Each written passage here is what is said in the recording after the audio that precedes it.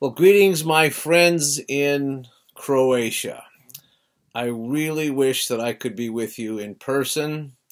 This is the best I can do. My disembodied head, my disembodied voice, a mere illusion of myself. But I am with you in spirit, and I certainly hope that it will not be long before I'm with you again in person. So I've been asked to speak about Chesterton as the complete thinker. And I wrote a book, of course, with that title, and I gave him that name, the complete thinker, just like I gave him the name Apostle of Common Sense.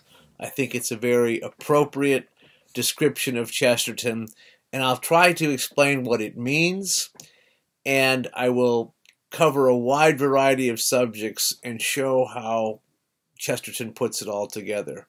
I have far too much to say in too small a space, and it's like Croatia itself, as Nikola told me, too much history for one place. So everything that G.K. Chesterton writes about, and he writes about everything, is informed by a very complete and cohesive philosophy. And that's something that every normal person should have. Everybody should have a complete and cohesive philosophy, but most people do not. In fact, most of the world suffers from a very incomplete, inconsistent collection of bad, disconnected ideas. And it's thanks in part to our very broken, fragmented society, and especially to our broken and fragmented education system. And that's why G.K. Chesterton is such an excellent and prophetic critic of the modern world. He is a complete thinker. Now, before we examine the highlights of Chesterton's amazing perspective on our present world, before we look at his complete philosophy, it's necessary to mention three things.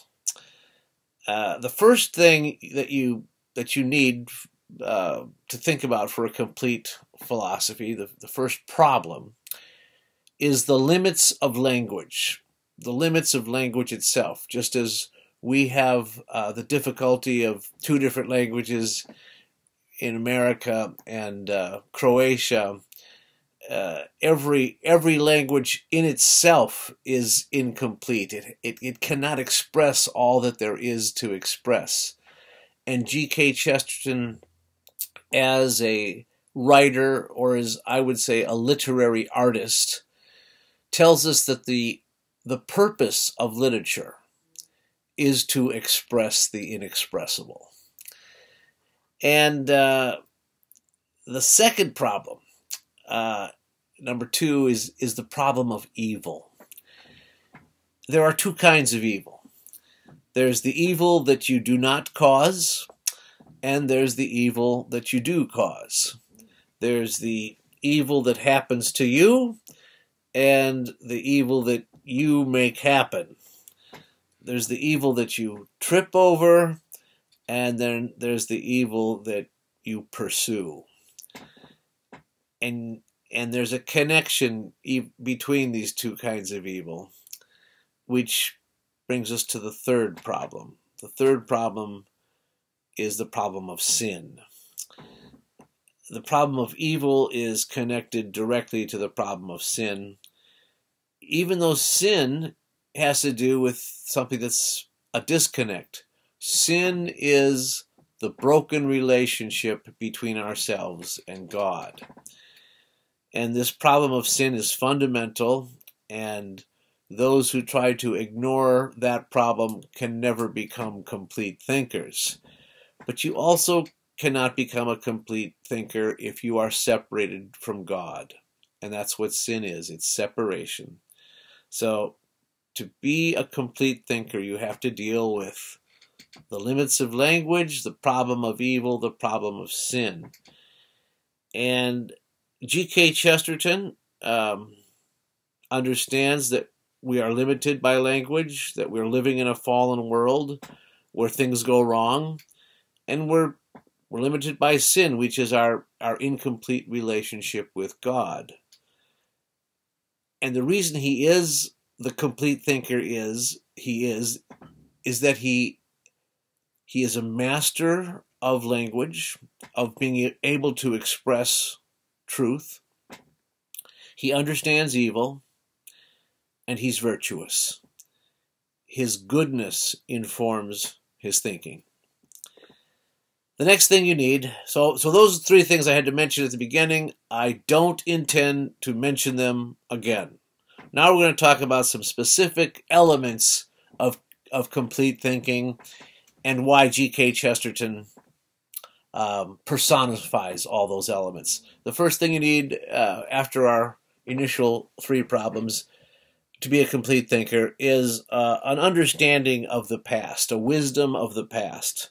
One of the reasons we have so few complete thinkers today is that we've forgotten or rejected our history and our hard-won traditions. Chesterton says that the modern mind, which is called the modern mind in order to distinguish it from the mind, he says the modern mind is a door with no house to it. It just doesn't lead anywhere. Modernism is against tradition in general. It's against established doctrine and well-defined dogma in particular. And thirdly, it's against thought itself, the reality of ideas and the idea of reality, certainly of a transcendent reality. And what these three characteristics of modernism have in common is that they are all reactionary. Modernism is more distinguished by what it's against than what it's for. And yet it will be for anything that is against Christianity. It will always align itself with anti-Christian philosophies. When we say it's against tradition, we mean it's always going to be in favor of the latest fads and fashions. And this is what Chesterton spent his whole life writing about, identifying those fads and fashions that he knew were going to pass away, but identifying them and showing how they were a departure from tradition and a departure from truth, and they represented incomplete thinking. Well, of course, modernism is cursed by atheism or an agnostic approach to reality. It does not want to acknowledge the supernatural or God. And it is almost morbid, says Chesterton, in the way it is attracted to the Christian faith just in order to dismiss it or to dispute it.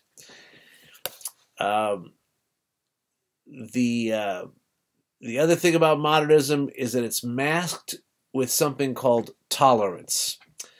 The modern version of tolerance is the idea that it doesn't matter what you believe as long as you really don't believe it. The problem is that religion is something that most people take seriously if they're religious.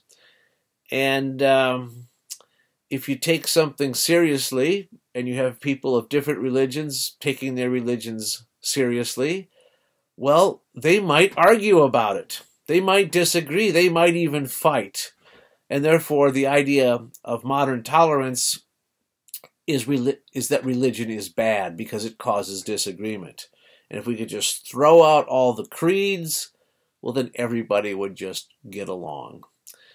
And while we're at it, let's throw out anything that causes divisiveness. There's another institution, a very old institution, that the modern world seems to be at odds with and wants to get rid of because it's bad, because it separates people. It's not an open thing. It's a closed thing. It has walls. It's exclusive. What am I talking about? I'm talking about the home, the family. The family is under attack in the modern world. The ancient trinity, says Chesterton, of father, mother, child. The modern world wants to do away with this institution, to change its very definition, which would destroy it. And they do this in the name of unity, of course. And Chesterton predicted it. He saw it coming. He says the scientific and artistic worlds are silently bound in a crusade against the family.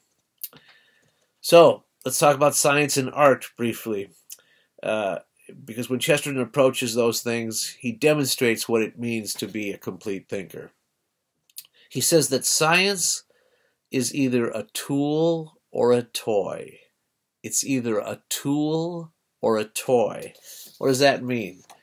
It means that it's either something that is that we use to accomplish another task, but that is not more important than the task we're trying to accomplish, or it is something that is an end in itself, that is, it's for our amusement.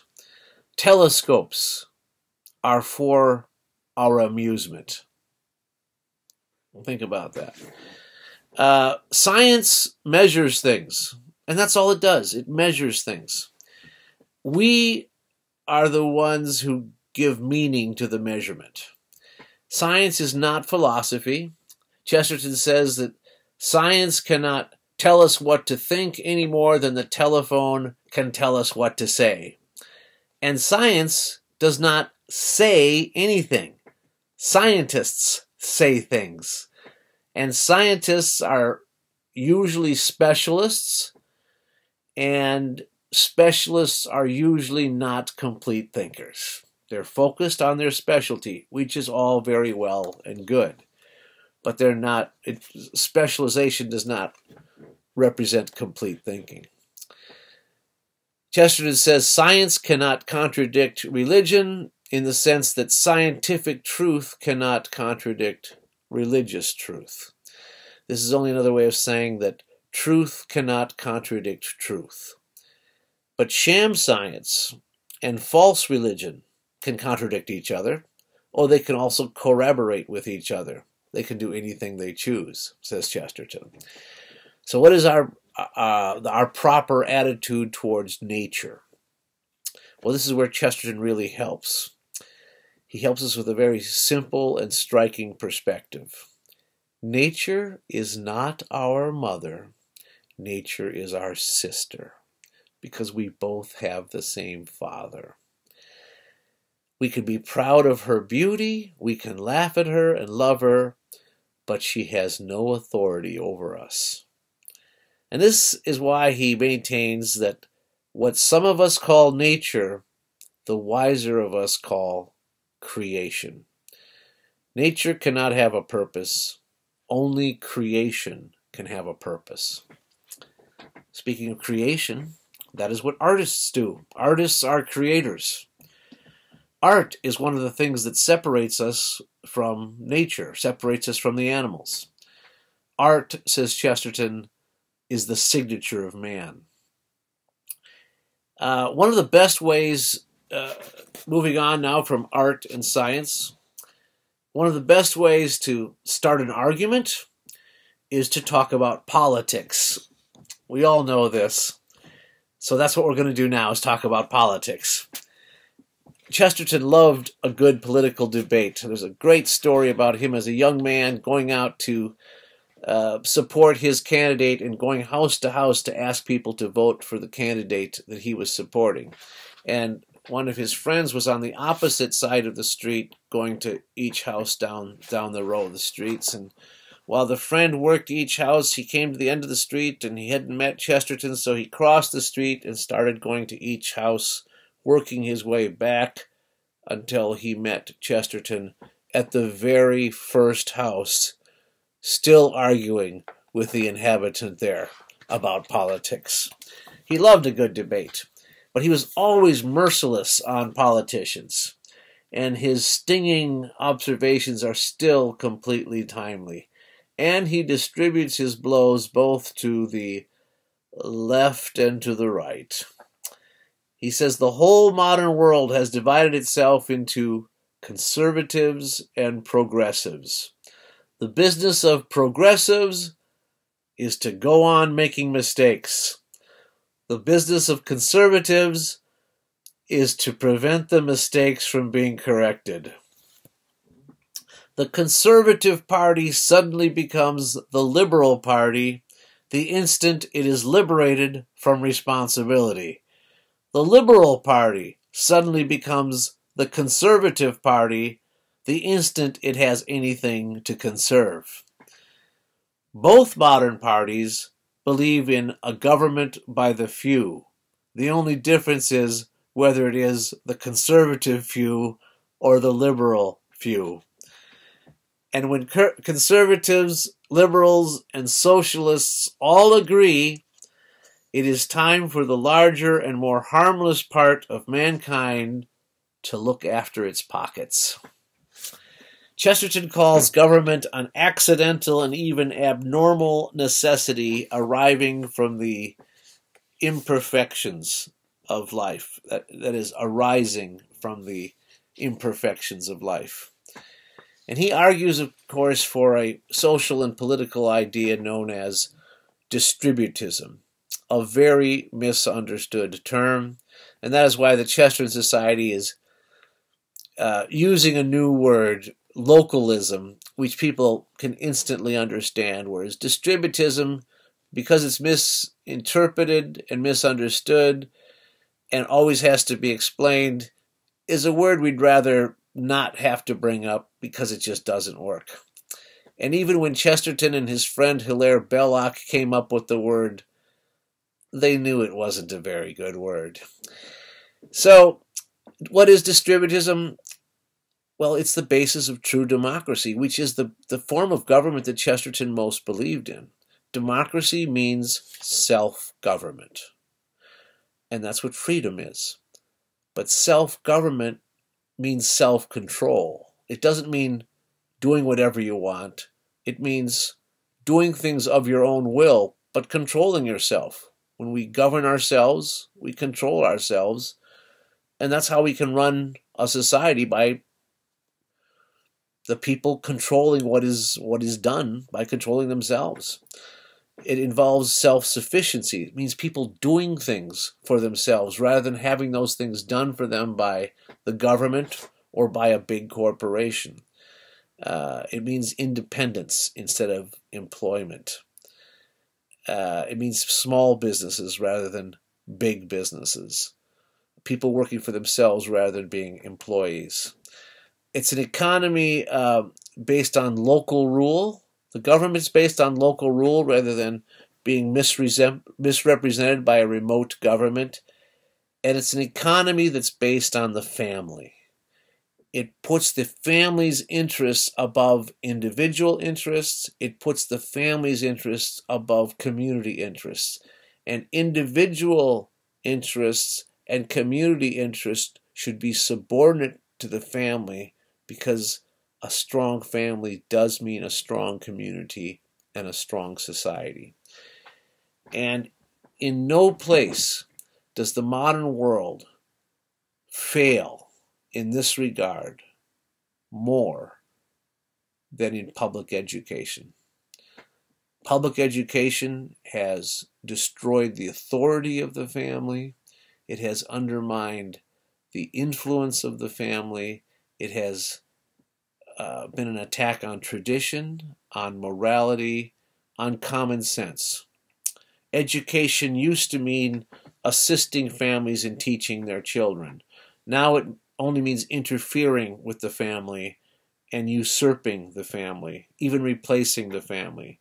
Chesterton says that education is supposed to mean simply passing the truth from one generation to the next. Instead, we reject the truth. We reject the past. We reject the great ideas. And instead of tradition, we're teaching fads and fashions and all the latest ideas. Chesterton says that a student in school today is subjected to educational philosophies that are younger than he is. Instead of history, we're teaching the present political agendas.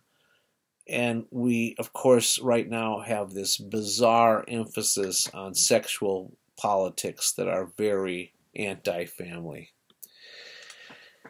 And we don't teach art, which is a series of learned skills. Instead, we teach self-expression without developing any skills at all.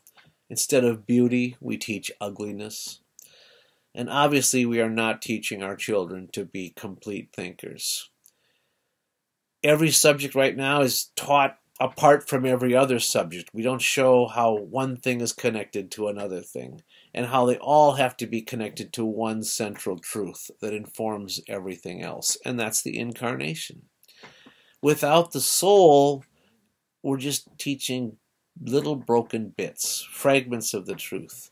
And so our students are thinking in fragments, and they are speaking in fragments. They don't have a cohesive way of thinking, and their language is no longer cohesive. And that's why complete thinking is needed more than anywhere in our schools. And that's why I've been involved with starting the first Chesterton Academy, when Marco Sermarini in Italy started the other first Chesterton Academy. We both started the first Chesterton Academy at the same time. And now there are 46 of them in the United States and across the world. And this phenomenon continues to grow. Classical Catholic education. We are forming complete thinkers. We've only touched on a few things in this talk. And we don't really have time to include Chesterton's insights into law, philosophy, Eastern civilization, healthcare, agriculture, communication, and 1,000 other things that Chesterton does talk about. He talks about all these things, and he demonstrated his integrated thinking in all these different subjects that he talks about. Everything he touches, he informs. And of course, we've really barely mentioned religion. So let me just finish by saying this. One of Chesterton's most famous books, most popular books, was What's Wrong with the World? And when he summed up the book, which was not in the book, this is a separate article, he said, what's wrong with the world is the devil, and what's right with the world is God.